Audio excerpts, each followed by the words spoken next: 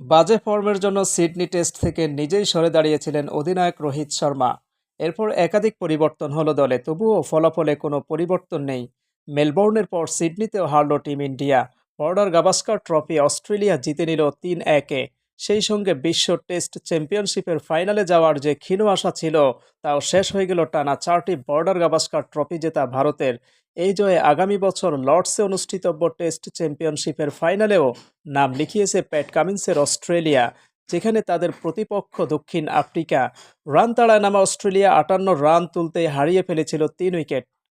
Sam ক্যাটনাস, Marnus Labuschagne, Steven Smith তিনজনকেই তুলে নেন ১ বছর পর টেস্ট খেলতে নামা প্রসিদ্ধ কৃষ্ণা।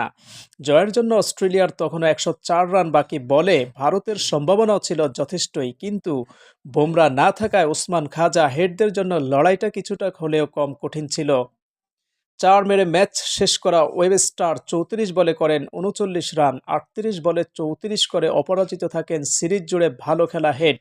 এবারের বর্ডার গাভাস্কার ট্রফিতে প্রতি ম্যাচে অস্ট্রেলিয়ান ব্যাটিং লাইনআপকে সবচেয়ে বড় পরীক্ষায় ফেলেছেন বুমরা। গতকাল খেলার মাঝে মাঠ ছেড়ে যাওয়ার আগ পর্যন্ত একাই তুলেছিলেন ৩২ উইকেট, যখন ভারতের আর কারো ২০ উইকেটও ছিল না।